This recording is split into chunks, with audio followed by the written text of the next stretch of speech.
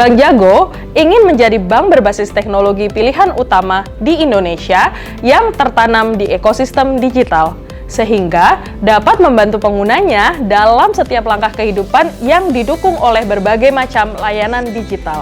Misi kami adalah membantu masyarakat supaya lebih dekat menggapai mimpinya lewat kesehatan keuangan yang lebih baik. Sebagai salah satu pendukung Principle for Responsible Banking dari PBB, Bank Jago melihat literasi dan kesehatan keuangan sebagai salah satu tantangan keberlanjutan terbesar di Indonesia.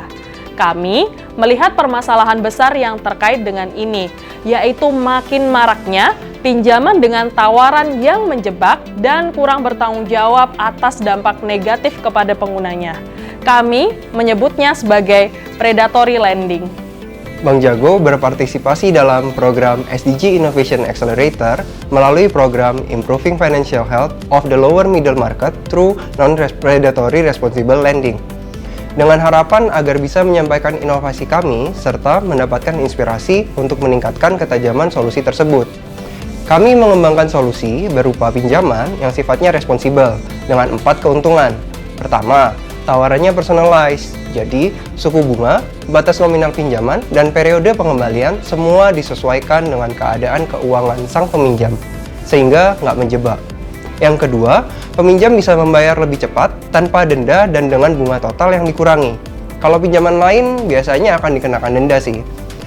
Ketiga, disertai tips keuangan agar kesehatan finansial peminjam meningkat. Kalau kesehatan finansial meningkat, bisa dapat tawaran pinjaman yang lebih baik lagi. Dan terakhir, transparan. Kalau pinjaman lain, seringkali ada biaya-biaya yang tersembunyi. Jago tidak hanya memberikan pinjaman, tetapi juga ingin peminjam jadi lebih sehat finansial ke depannya. Solusi ini kami harap bisa berkontribusi pada SDG nomor 1, No Poverty, dan SDG nomor 8, Decent Work and Economic Growth.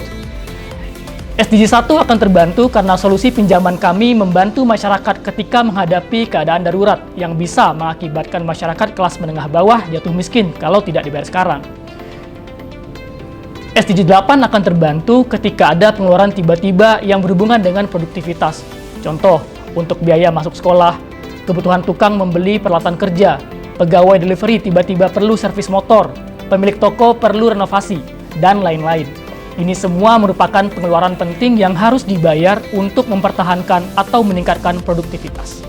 Tantangan utama kami ketika mengembangkan solusi ini memang menyeimbangkan antara inovasi dengan aspek keamanan dan kepatuhan.